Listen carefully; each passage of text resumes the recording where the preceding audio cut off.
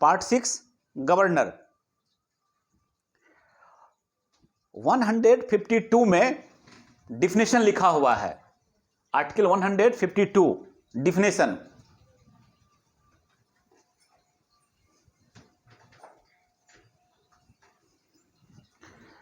In this part, unless the context otherwise requires the expression state। तो यहां जब हम लोग स्टेट पढ़ेंगे, हम लोग फंडामेंटल राइट के अंदर भी स्टेट पढ़े हैं, स्टेट को डिफाइन किया गया था। तो वहां स्टेट का क्या मतलब था पता ही है आप लोगों को, पार्ट 3 के अंदर फंडामेंटल राइट के अंदर। यहां पे स्टेट का मतलब होगा जैसे हम लोग पढ़ते हैं Bihar, UP, MP, in sense में यहां स्टेट का मतलब होगा स्टेट। ओके, अच्छा, हम लोग पढ़े हैं, बचपन से ही हम लोग पढ़े हैं, हमारा जो कॉन्स्टिट्यूशन है, हमारा जो सिस्टम है वो फेडरल सिस्टम है, फेडरल गवर्नमेंट सिस्टम है। नहीं, हाँ, हम लोग फेडरल बोलते हैं, सेमी फेडरल बोलते हैं। इसका क्या मतलब हुआ? हाँ, यानी कि ये कहता है कि सेपरेट एडमिनिस्ट्रेटिव सिस्टम है यूनियन और इसके यूनिट्स के बीच में। जैसे इसका यूनिट्स हो गया आपका स्टेट, यूनिट ऑफ स्टेट हम लोग पढ़े हुए हैं आर्टिकल 1 में। तो यही फेडरल सिस्टम है। तो हम लोग क्या पढ़े हैं इसमें? हम लोग पढ़े हैं इसमें कि सेंटर यानी एक केंद्र होगा और राज्यों के बीच जो होगा एडमिनिस्ट्रेटिव सिस्टम जो होगा, प्रशासनिक विधि जो है हमारा है, वह क्या हुआ? डिस्ट्रीब्यूट किया हुआ, बटा हुआ है। कुछ अधिकार केंद्र के पास होगा, कुछ अधिकार राज्य के पास होगा। तो यह हुआ फेडरल सिस्टम। हम लोग सेमी फेडरल पढ़ते हैं, तो सेमी फेडरल के अंदर पढ़ते हैं कि ये फेडरल सिस्टम तो है, लेकिन जब आप इसको बहुत गौर से देखेंगे तो पाएंगे कि most of the important rights जो है वो केंद्र के पास सिमटा हुआ है, केंद्र के पास क्या हुआ है? कलेक्ट किया हुआ है, इसलिए सेमी फेडरल बोलते हैं इसको। तो चलिए अभी उसमें हम लोग नहीं जाएंगे। अभी हमारा जो मुख्य काम है वो देखना है कि हम लोग जब फेडरल सिस्टम के अंदर हम लोग केंद्र पढ़ लिए हैं, सेंटर का पावर पढ़ लिए हैं, हम लोग स्टेट को पढ़ेंगे। तो यहां पे सबसे उच्च संवैधानिक पद पर जो होते हैं वो होते हैं गवर्नर, जिसका प्रोविजन दे रखा है आर्टिकल 153 में। यहां से स्टार्ट है गवर्नर आपका, निकालिएगा आर्टिकल 153।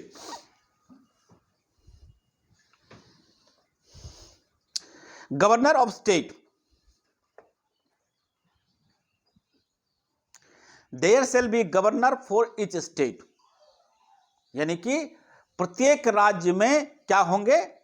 प्रत्येक राज्य के लिए एक राज्यपाल होंगे, प्रत्येक राज्य का एक राज्यपाल होगा। परंतु provided that nothing in this article shall prevent the appointment of the same person as governor for 2 or more state. लेकिन ऊपर तो लिख दिया गया है कि प्रत्येक राज्य के लिए एक गवर्नर होंगे, राज्यपाल होंगे, लेकिन ये जो आर्टिकल है यह नहीं प्रिवेंट कर रहा है, नहीं रोक रहा है किसी भी एक आदमी को 2 राज्यों के राज्यपाल होने से। यानी कि एक आदमी 2 राज्यों का भी राज्यपाल हो सकता है, 2 या 2 से अधिक राज्यों का भी राज्यपाल हो सकता है वो एक समय में। क्लियर? और आप लोग देखे भी हैं, सुने भी हैं, जानते भी हैं, कभी कभी एक ही राज्यपाल जो होते हैं वो 2 स्टेट के राज्यपाल होते हैं। Okay, clear? हाँ या ना? हाँ, तो आर्टिकल 153 आपको इतना ही कह रहा है। नेक्स्ट आ जाइए, जहां जहां से आर्टिकल बता रहे हैं पहले वहां से आप लोग देख लीजिएगा, उसके बाद फिर हम लोग जो डिटेल वाला चीज होगा देखेंगे। आर्टिकल 155 में आ जाइएगा। 155, 153 देख लिए, 154 रोकते हैं अभी, 155 आ जाइए। आर्टिकल 155 153 कह रहा है कि प्रत्येक राज्य के लिए एक राज्यपाल होंगे। 155 कह रहा है कि जो राज्यपाल होंगे उनका अपॉइंटमेंट कैसे होगा, उनकी नियुक्ति कैसे की जाएगी। Appointment of the governor, article 155। The governor of a state shall be appointed by the president bye warrant under this hand and seal. ये हम लोग प्रेसिडेंट के पावर में भी पढ़े थे कि राष्ट्रपति महोदय क्या करेंगे? प्रत्येक राज्य के लिए एक राज्यपाल की नियुक्ति करेंगे। पढ़े हैं वहां भी, प्रेसिडेंट के पावर में पढ़े हैं। यहां भी कह रहा है क्या कि राज्यपाल के जो राज्य के जो राज्यपाल होंगे उनका जो अपॉइंटमेंट होगा, उनकी जो नियुक्ति होगी वह राष्ट्रपति के द्वारा होगा, उनके हस्ताक्षर से, उनके मोहर से। क्लियर? देखिएगा 155। तो कभी कभी एक्चुअली इसका जो अपॉइंटमेंट है ना, वो थोड़ा सा यहां तो लिख दिया गया है साफ साफ कि राष्ट्रपति महोदय के सील से और हस्ताक्षर से होगा, लेकिन जब इसको आप सिस्टमेटिक तरीके से अंदर जाकर इसको देखेंगे, इस सिस्टम को समझेंगे, तो वहां इस तरीके से ये काम करता है। आपका जो केंद्रीय मंत्रिमंडल है, जो आपके सेंटर में जिनकी सरकार है, ठीक है ना, उनके प्रतिनिधि, उनके कोई आदमी, उनका कोई रिप्रेजेंटेटिव, उनका कोई पर्सन, कोई भी, उनको नियुक्त किया जाता है, यानी कि उनके सलाह से, उनके कहने पे राष्ट्रपति महोदय करते हैं। ये तो जानते हैं आप लोग, नहीं? हाँ, इसीलिए कहा जाता है राज्यपाल को जो है ना, कभी कभी केंद्र सरकार का जो है पपेट कहा जाता है, ठीक है ना। बड़ा अच्छा वर्ड इस्तेमाल नहीं किए जाते हैं गवर्नर महोदय के लिए। वो कहता है कि केंद्र सरकार का वह केवल पपेट है, वो केंद्र सरकार जो कहेंगे राज्यपाल महोदय वही करेंगे। और ऑब्वियस सी बात है, क्योंकि केंद्रीय मंत्रिमंडल के सलाह से ही जो है राष्ट्रपति किसी को गवर्नर बनाते हैं। इसलिए आप लोग देखते भी होंगे कि जैसे ही सरकार बदल जाती है, प्रत्येक राज्यों में क्या होता है, राज्यपाल बदल जाते हैं। राज्यपाल का कभी कभी इस्तेमाल गलत तरीके से भी किया जाता है। राज्यपाल की नियुक्ति जो होता है वो राज्य सरकार पर निगरानी रखने के लिए किया जाता है, ताकि केंद्र में पता चलते रहे कि उस राज्य में हो क्या रहा है। हाँ या ना? हाँ, तो ये सारा चीज आप लोग सुने भी हैं, देखे भी हैं, बट हम लोगों को आर्टिकल 155 के हिसाब से ये चीजें हैं इसमें कि राज्यपाल की जो नियुक्ति होगी वो राष्ट्रपति महोदय के साइन से और उनके सील से होगा। तो इस पर हम लोग जो है देखेंगे बाद में, फिर आगे इस पर चर्चा करेंगे इस पर। नेक्स्ट आ जाइए, आर्टिकल 156। आर्टिकल 156, इनका टेन्योर कितने काल का होगा, कितने समय तक ये अपने पद पे बने रहेंगे? Term of office of governor.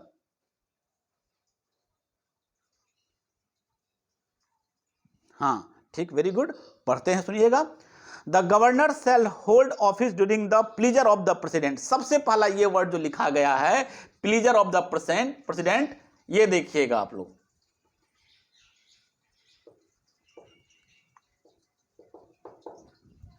ठीक है ना, राष्ट्रपति के प्रसाद पर्यंत, इसका मतलब होता है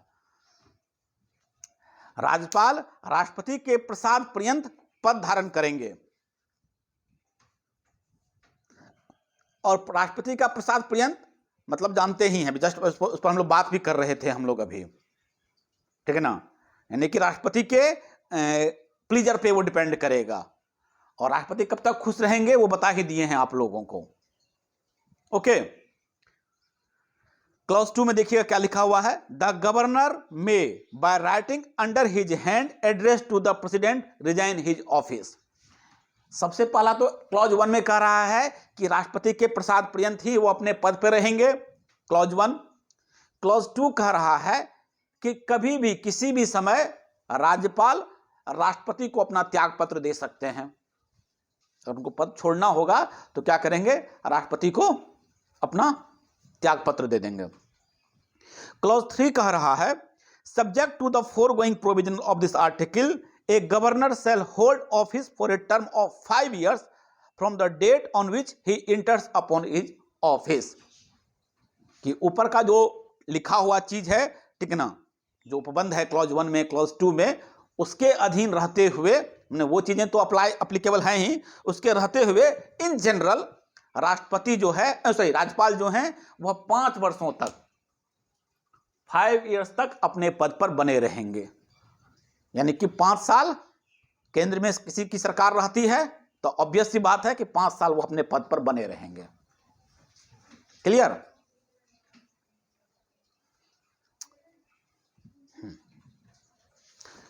चलिए, टर्म हो गया हमारा। इसके बाद आइएगा, इस पर एक दो आपको लीडिंग केस भी मिलेगा जो डिबेट करेंगे, फिर बाद में हम लोग इसको खत्म करते हैं कि गवर्नर पोस्ट जो है क्या वह जो है प्लेजर ऑफ प्रेसिडेंट पे डिपेंड करता है। ये जो टर्म है, ठीक है ना, इस पर काफी चर्चा भी होती है, काफी तबके में इस पर बार बार इस पर डिबेट भी होता रहता है कि राष्ट्रपति का प्रसाद पर्यंत क्या हुआ, इसका मतलब क्या हुआ, प्लेजर ऑफ प्रेसिडेंट का मतलब क्या हुआ, ठीक है ना। ओके, तो वो हम लोग देखेंगे। नेक्स्ट हमारा आ जाइए आर्टिकल 156, टर्म हो गया हमारा। इस पर केस एक देख लीजिए, आप लोग लिख लीजिए केस को, अच्छा केस है, BP Singhal versus union of India. Article 156 pleaser of the president जो पढ़ते हैं हम लोग, BP Singhal versus union of India,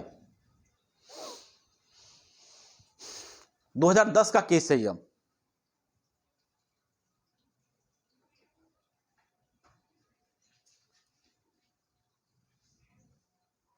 इसको आप लोग पढ़िएगा, इसको यहां ये जो प्लीजर वर्ड है इसको बड़ा अच्छा डिफाइन किया गया है, यहां पे इसमें इंटरप्रेट किया गया है प्लीजर को।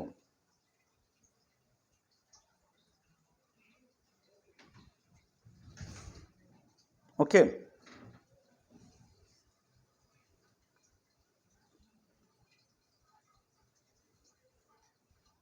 ये केस पढ़िएगा आप लोग, फिर हम लोग सब एक जगह केस कलेक्ट करेंगे तो फिर हम लोग पढ़ेंगे इसको। एक दो चीजें हम इसमें पढ़ देते हैं, इस केस का जो ऑब्जर्वेशन है वो पढ़ देते हैं।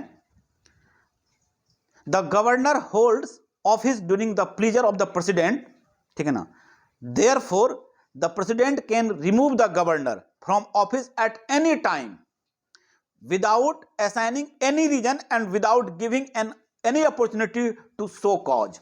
अब देखिए बड़ा अच्छा ऑब्जर्वेशन है कोर्ट का, ठीक है ना, और कोर्ट जो इंटरप्रेट किया है कि जो हम केस जो बात कर रहे हैं कि एक राज्यपाल जो है राष्ट्रपति के प्रसाद पर्यंत काम करेंगे, तो इसका मतलब हुआ ये कि राष्ट्रपति किसी भी समय राज्यपाल को उनके पद से हटा सकते हैं, और बिना किसी कारण के और बिना किसी शो कॉज के।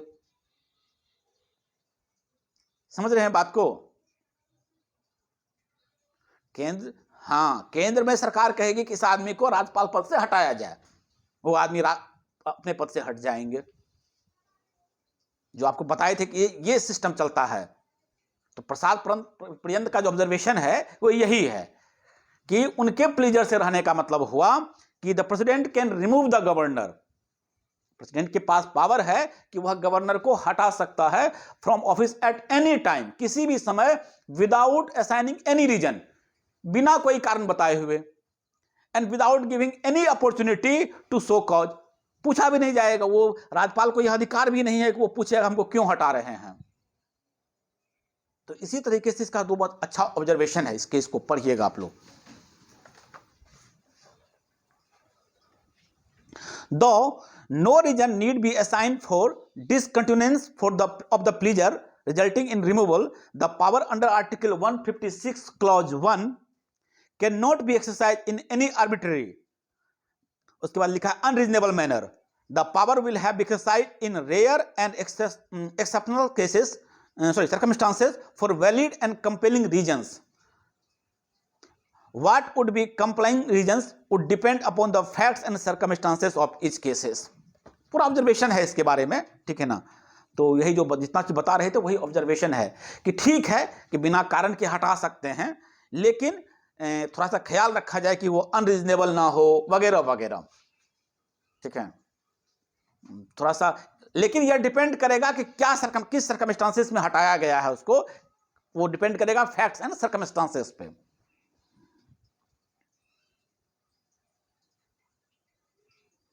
देखो यहाँ पे थर्ड ऑब्जर्वेशन में लिखा हुआ भी है, a governor can not be removed on the ground that he is out of sync with the policies and ideologies of the union government or the party in power at the center, nor can he be removed on the ground that the union government has lost confidence in him. It follows therefore the changes in government at center is not a ground for removal of governor holding office to make any way for others favor by the new government. देखिए होता actually यही है। तो इसमें जो observation लिखा हुआ है कि प्रेसिडेंट का प्लीजर का मतलब आप इमीडिएट ऐसा मत समझ लीजिए कि केंद्र में सरकार बदल गई, अगर बीच में किसी कारण से अगर बीच में सरकार गिर गई तो इसका मतलब यह नहीं है कि प्रेसिडेंट साहब क्या करेंगे, इमीडिएट गवर्नर को हटा देंगे। ऐसा होता भी नहीं है। तो दो चीजें होती है प्रैक्टिकली। क्या चीजें होती है? तो या तो गवर्नर जैसे ही सरकार केंद्र में गिर जाती है, और गवर्नर को तो पता होता है कि हम केंद्र सरकार के नुमाइंदे हैं, केंद्र सरकार के कहने पर हम यहां आए हैं, तो जैसे ही केंद्र में सरकार गिर जाती है तो राज्यपाल साहब क्या करते हैं, अपना त्याग पत्र दे देते हैं। जनरली यही होता भी है, हाँ या ना? आप लोग देखें इस चीज को। हाँ, और तो ये कोई ग्राउंड नहीं है गवर्नर को हटाने का। एक बात तो समझ लीजिए कि जैसे ही केंद्र में सरकार बदल गई, केंद्र की सरकार हट गई, ठीक है ना, तो ये कोई ग्राउंड नहीं बनता है कि प्रेसिडेंट साहब जैसे ही कहेंगे कि गवर्नर साहब हट जाइए, केंद्र में सरकार बदल गई। ऐसा नहीं होगा, ऐसा होता नहीं है प्रैक्टिकली। लेकिन या तो ये त्याग पत्र देते हैं, या फिर क्या होगा, अगर त्याग पत्र नहीं देते हैं तो जैसी ही नई सरकार आती है वो प्रेसिडेंट को कहते हैं कि हटाइए इसको, मेरा आदमी अब रहेगा, तो फिर उनके आदमी आ जाते हैं। लेकिन इस ग्राउंड पे हटाया नहीं जाता है कि हट जाइए, केंद्र में सरकार बदल गई है। तो ये सिस्टम इस तरह से बना हुआ है। क्लियर? आरजू,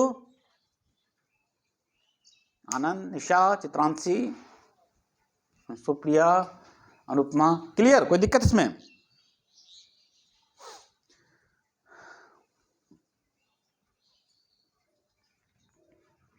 चलिए क्लियर है। चलिए हम लोग एक ये केस देख लिए हम लोग, नेक्स्ट आ जाइए। नेक्स्ट हम लोग देखते हैं। इस पर काफी डिबेट होता है, ये टॉपिक है ना, इस पर बहुत सारा केसेस है। Article 157, article 157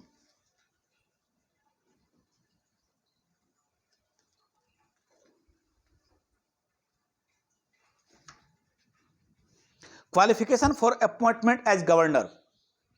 article 157,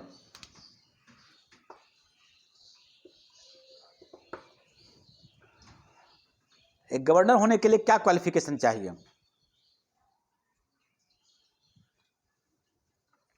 article 157, he should be citizen of India. सबसे पहले तो वो भारत के नागरिक होने चाहिए।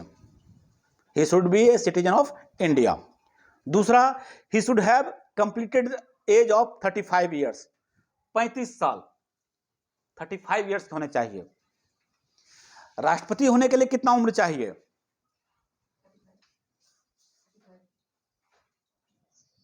सेम है। अच्छा, प्रधानमंत्री होने के लिए?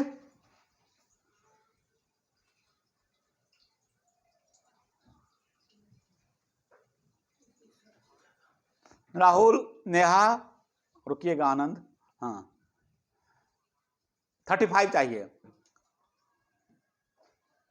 अच्छा ठीक, अच्छा निशा आप बताइए इस पर, प्रधानमंत्री होने के लिए कितना उम्र चाहिए?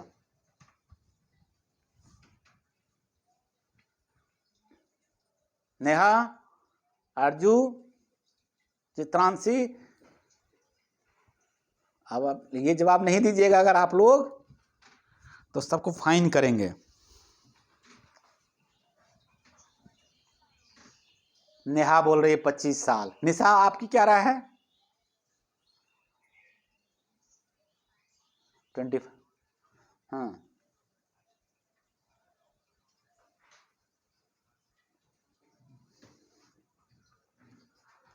हाँ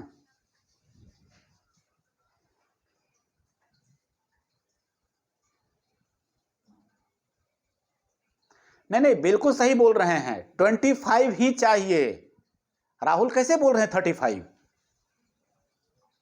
जब लोकसभा का सदस्य चुने जाने की योग्यता 25 वर्ष है, तो जो जो लोकसभा का सदस्य हो गया वो पीएम हो सकता है देश का। राजीव गांधी कितने उम्र में बने थे पीएम? उनका तो 35 नहीं हुआ था जब वो बने थे। तो राहुल, हाँ, जो आदमी लोकसभा का, अच्छा मान लीजिए एग्जाम्पल दे रहे हैं कि अब ना युवा हो गए हैं हमारे कांग्रेसी नेता राहुल गांधी, लेकिन जब वो एमपी थे और कांग्रेस की बहुमत हो जाती तो राहुल गांधी बनता पीएम की नहीं बनता?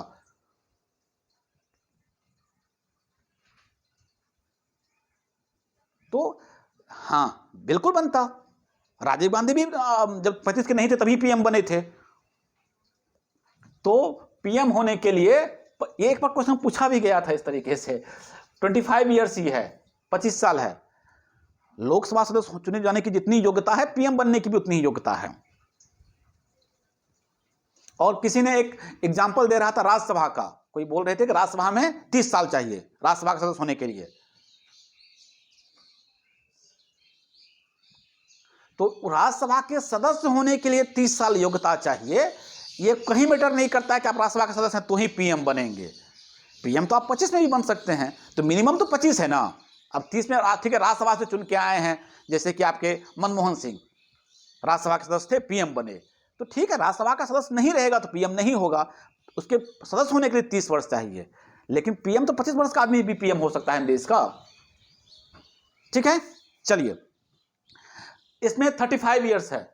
सुप्रीम कोर्ट का जज होने के लिए कितना एज चाहिए, मिनिमम कितना एज चाहिए?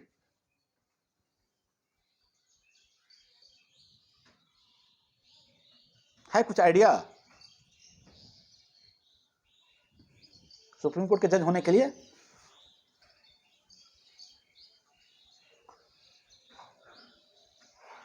इतनी खामोशी।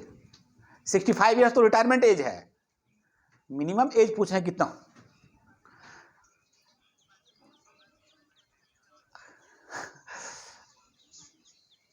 थर्टी कहां पढ़ लेते, ये सब कहां पढ़ लेते हैं नेहा कि 33 ईयर्स चाहिए सुप्रीम कोर्ट के जज होने के लिए? हम तो मिनिमम एज बताए नहीं थे सुप्रीम कोर्ट के जज होने के लिए। 34 भी बोल रहे हैं। नहीं नहीं, कहां लिखा हुआ सुप्रीम कोर्ट के जज होने के 30? हाँ बिल्कुल आनंद, 34 मिनिमम एज कहां लिखा हुआ है सुप्रीम कोर्ट के जज होने के लिए? जज होने के लिए, सुप्रीम कोर्ट के जज होने के लिए 34 ईयर्स एज चाहिए, ये कहां लिखा हुआ है?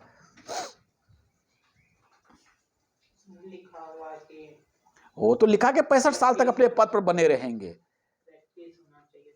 उसमें तो उसका तो नियम है ना। सुप्रीम कोर्ट के जज होने के लिए कॉलेजियम सिस्टम का जो अपना रूल है कि कम से कम आप इतने साल प्रैक्टिस करने चाहिए या इतने साल आप जो है जज होने चाहिए। मिनिमम एज तो कहीं नहीं लिखा हुआ है। क्या ढूंढो ढूंढ रहे, समझे नेहा? हाँ, इसलिए ये मतलब वहां पे कोई मिनिमम एज है ही नहीं। ठीक है, चलिए नेक्स्ट हमारा 157 देख रहे थे हम लोग। मिनिमम एज है ही नहीं तो दिया कैसे रहेगा? चलिए, no person shall be eligible for appointment as governor unless he is citizen of India. दो योग्यता चाहिए हमको, वो भारत के नागरिक होने चाहिए and he completed the age of 35 years, 35 साल उनका कंप्लीट हो जाना चाहिए। अब नेक्स्ट आ जाइए, नेक्स्ट 158, आर्टिकल 158। ये सब याद रखिएगा, ये सब एग्जाम में आप लोग बहुत कंफ्यूज होइएगा। जितना आसान होता है ये चीजें, जब ऑप्शन दिया जाएगा ना आप लोगों को एग्जाम में तो बहुत कंफ्यूज होइएगा। इसलिए एकदम बिल्कुल जो सोचते हैं उस पर रिजिड रहिएगा, ऑप्शन में भटकने लगिएगा तो बहुत गलतियां होंगी इसमें। Okay, conditions of governors office, article 158। The governor shall not be a member of either house of parliament or of a house of legislature of any state specified in the first schedule, and if a member of either house of parliament or a house of the legislature of any such state be appointed governor, he shall be deemed to have vacated his seat in that house on the date on which he enters upon his office as governor. तो सबसे पहला चीज कह रहा है, और क्या क्या शर्तें चाहिए गवर्नर होने के लिए? 2 शर्तें तो ऊपर लिखा हुआ है क्वालिफिकेशन के रूप में, ये शर्त हमको पूरा करके दे दीजिए कि आप भारत के नागरिक हो और 35 साल उम्र आपका हो गया हो। बाकी 158 में, जो 157 में क्वालिफिकेशन था, 158 में और क्या शर्तें हैं? तो शर्त ये है कि आप किसी भी सभा के, पार्लियामेंट में, ना लोकसभा के ना राज्यसभा के, या फिर राज्य के विधानसभा या विधान परिषद जो भी है, स्टेट लेजिस्लेचर, उसके सदस्य नहीं होने चाहिए। ठीक है ना?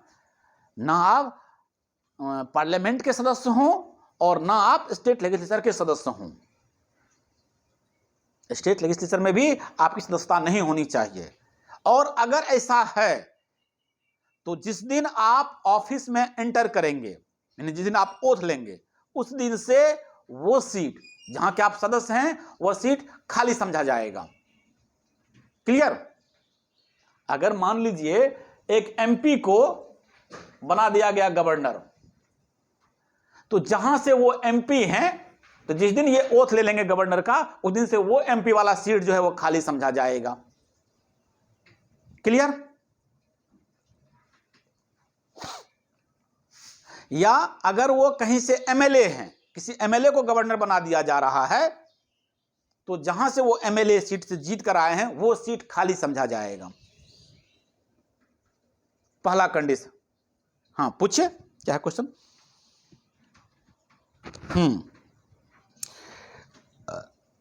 ऑफिस ऑफ हाँ, हम बोल लेते हैं, उसके बाद जो एक बार हम बोल लेते हैं, उसके बाद 1 मिनट रुक जाइए आनंद, 1 मिनट रुक जाइए, हम 2 लाइन खाली बोल देते हैं, उसके बाद फिर आप जो है वो बोल लीजिएगा।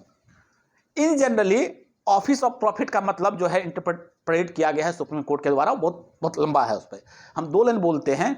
ऐसी किसी जगह से आपको सैलरी या पैसा, ठीक है ना, किसी भी रूप में नहीं मिलना चाहिए जो कि under the control of government है। अब आप बोलिए। हाँ, बस इसलिए बोले हमको पहले किसी भी तरीके से, हाँ, गवर्नमेंट का जहां फंडिंग किया हुआ,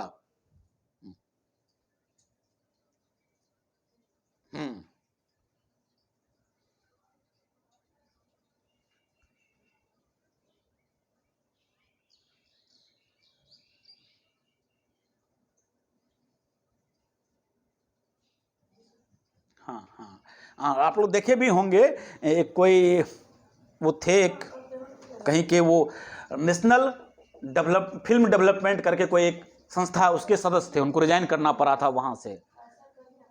ठीक है? तो जहां भी गवर्नमेंट का फंड जुड़ा हुआ है, चाहे स्टेट गवर्नमेंट हो, सेंट्रल गवर्नमेंट हो, किसी भी तरह के गवर्नमेंट का जहां पे फंडिंग सोर्स है और वहां से आप पैसा उठा रहे हैं, तो उसको ऑफिस ऑफ प्रॉफिट माना जाता है। चलिए नेक्स्ट आ जाइए। Clause 2, the governor shall not hold any other office of profit, वो किसी भी लाभ के पद को धारण नहीं करेंगे। 2 चीजें हो गई। तीसरी चीजें, third clause, the governor shall be entitled without payment of rent to the use of his official residence and shall also be entitled to such emoluments, allowance, privilege as may be determined by parliament by law, and until provision in that behalf is so made, such emoluments, allowance and privilege are be specified in the second schedule. Second schedule में वेतन से जुड़ा हुआ मामला है। आप लोग पढ़े होंगे सेकेंड शेड्यूल, आप लोग को शेड्यूल याद भी रखना है। टोटल कितना शेड्यूल है? कितना शेड्यूल है टोटल भारतीय संविधान में?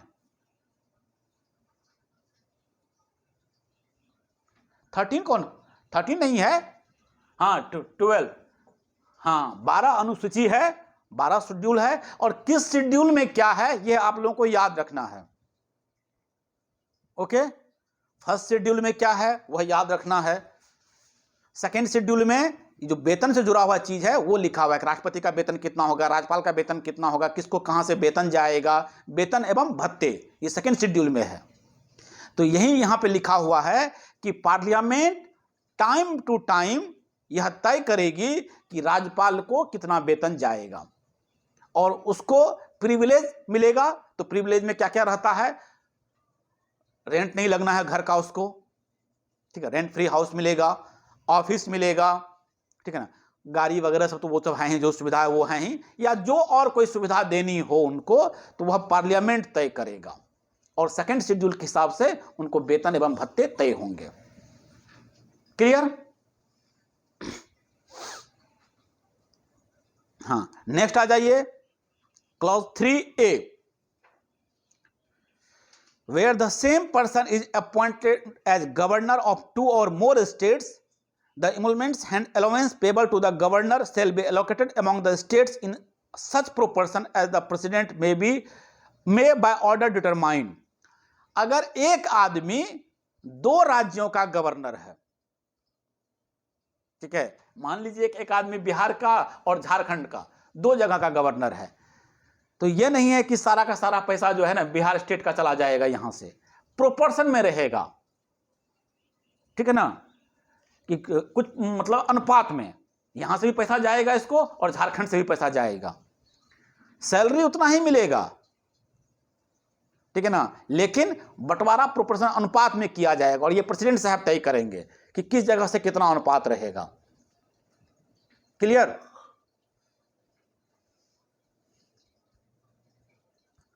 समझे? हाँ, एक पद के लिए एक ही वेतन का नियम चलता है, सरकारी में भी यही चीज होता है। अगर आप एक साथ 2 पद धारण किए हुए हैं तो भी आपकी सैलरी उतनी ही होगी। हाँ, अनुपात में रहेगा किस जगह से कितना मिलेगा आपको। तो ये भी यही है कि अगर कोई एक पर्सन 2 राज्यों के गवर्नर हैं, अभी इंचार्ज है, 2 राज्यों के में इंचार्ज हैं, अगर वो है तो किस स्टेट से कितना प्रोपोर्शन रहेगा वह तय होता है और ये प्रेसिडेंट साहब तय करते हैं। हाँ, क्लॉज 4 कह रहा है कि राज्यपाल को उनके पद के समय, जब वो अपने पद पे हैं, तो उनका जो भी प्रिविलेज है, जो भी वेतन है, जो भी अलाउंस है, उसमें कटौती नहीं की जाएगी। ये आप लोग को हम पहले भी बता चुके हैं, राष्ट्रपति के समय भी बता चुके हैं कि अगर सैलरी कम की जाती है तो वह उस पर अप्लीकेबल नहीं होते हैं, नए गवर्नर पर अप्लीकेबल होगा। बताए थे राष्ट्रपति के समय भी। हाँ, ये ध्यान रखिएगा कि जिस आदमी को जिस पे स्केल पे, जैसे हम लोग सरकारी नौकरी में बोलते हैं पे स्केल, जिस आप बात पे, जिस टर्म एंड कंडीशन पे आप राज्यपाल बनाते हैं, उसमें उसके पद पे रहते हुए किसी तरह की कटौती नहीं की जाएगी। और मान लीजिए कि पार्लियामेंट को प्रेसिडेंट वो गवर्नर की सैलरी कम ही करनी होगी और वो कम कर भी दिए हैं, पार्लियामेंट तय कर दी कि नहीं अब से गवर्नर की सैलरी 10 रुपये के बदले 5 रुपये ही होगी, तो वह नए गवर्नर पर अप्लाई होगा, जो ऑलरेडी गवर्नर हैं उन पर अप्लाई नहीं होगा। तो ये यही लिखा हुआ यहाँ पे कि कोई भी अलाउंस, कोई भी इमोलमेंट्स जो होगा वह गवर्नर जो है शेल नॉट बी डिमिनिश्ड, कम नहीं किए जाएंगे during his term of office, उनके अपने कार्यकाल में। आर्टिकल 158 ये सब कंडीशन है। 157 क्वालिफिकेशन था और ये कंडीशन है कि गवर्नर होने के लिए और क्या क्या कंडीशन है।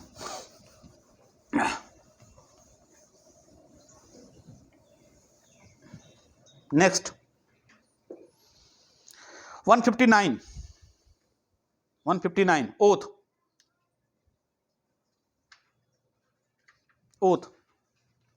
ओथ और affirmation by the governor.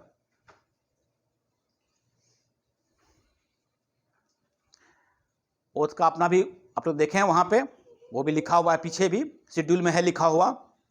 Every governor and every person discharging the function of the governor shall before entering upon his office make and subscribe in the presence of the chief justice of the high court.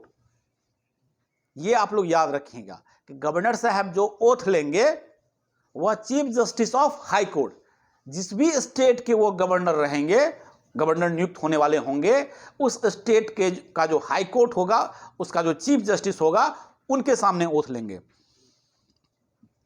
In relation to the state और in his absence, और उनकी अनुपस्थिति में the senior most जज of the court available an oath और affirmation in the following form, that is to say कि अगर chief justice, उस हाई कोर्ट के चीफ जस्टिस अगर अनुपस्थित रहेंगे किसी कारणवश, तो जो सीनियर मोस्ट जज रहेंगे उस हाई कोर्ट के, उनके सामने ओथ लेंगे। तो 2-3 चीज़ें ध्यान रखना है कि राज्यपाल साहब की नियुक्ति प्रेसिडेंट साहब करते हैं, राज्यपाल साहब अपना जो रेजिग्नेशन देते हैं वो प्रेसिडेंट साहब को देते हैं, लेकिन ओथ जो लिया जाता है वह हाई कोर्ट के चीफ जस्टिस के सामने लिया जाता है। और जो फॉर्मेट लिखा हुआ है इसी फॉर्मेट में लेंगे, शपथ लेंगे वो इस फॉर्मेट में, आई, उसके बाद वो अपना नाम बोलेंगे, ठीक है ना, that I will faithfully execute the office of governor वगैरह वगैरह जो लिखा हुआ है आर्टिकल 159 में, वो आप लोग देख लीजिएगा। वो फॉर्मेट लिखा रहता है, उसी फॉर्मेट को देख के पढ़ना होता है और पूरा पढ़ेंगे। उसके बाद देखते ही हैं आप लोग, जब ओथ सेरेमनी होती है उसके बाद एक रजिस्टर रखा हुआ रहता है, उस पर साइन करते हैं, चीफ जस्टिस साहब साइन करेंगे, ओथ सेरेमनी कंप्लीट। ठीक है,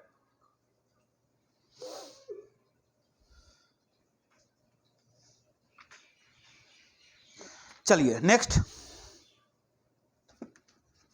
आ जाइए। 160 160 article 160, discharge of the functions of the governor in certain contingencies. अब सिंपल सा चीज है, अभी हम लोग पावर पढ़ने वाले हैं, पावर ऑफ गवर्नर। इस टॉपिक के बाद हम लोग पढ़ने वाले हैं, इसीलिए हम यहाँ रोके हुए थे। आपको जो आर्टिकल 154 रोके हुए थे वो पूरा का पूरा एक टॉपिक है। 154 रोके हुए थे, इसलिए इसकी सब छोटा छोटा आर्टिकल है, इसलिए इसको निकाल रहे हैं। तो 160 कह रहा है कि जितना चीज इस आर्टिकल में लिखा हुआ है, हमारे कॉन्स्टिट्यूशन में लिखा हुआ जितनी बातें कि एक गवर्नर का यह फंक्शन होगा, यह पावर होगा, उतना तो वह करेंगे ही करेंगे, उनको तो करना ही है, जो हमारे कॉन्स्टिट्यूशन में मेंशन किया हुआ है। इसको छोड़कर अगर राष्ट्रपति को यह प्रतीत होगा, यह लगेगा कि गवर्नर महोदय यह भी काम करेंगे, अभी कुछ इस तरह की स्थिति आ गई है कि यह काम ये गवर्नर साहब ही करेंगे, तो गवर्नर साहब वह काम भी करेंगे। लिखा हुआ हम पढ़ देते हैं। The president may make such provision as he thinks fit for the discharge of the functions of the governor of a state in any contingency. किसी भी आकस्मिक स्थिति में, कोई ऐसी स्थिति आ जाए जो स्थिति पहले से हम कॉन्स्टिट्यूशन में नहीं लिखा गया है, या इन जनरल नहीं है, वो जो कंडीशन है, सामान्य परिस्थिति नहीं है, तो प्रेसिडेंट साहब को जैसा फिट लगेगा तो वो क्या करेंगे, वह उनको और कोई फंक्शन दे सकते हैं, और कोई काम दे सकते हैं, और कोई पावर उनको दिया जा सकता है। Not provided for in this chapter, जो कि इस चैप्टर में नहीं दे रखा गया है। क्लियर? बोलिएगा। चलिए, अब हम लोग नेक्स्ट क्लास में जो होगा हम लोग पावर करेंगे, power and function of governor, ठीक है ना, नेक्स्ट क्लास में करेंगे।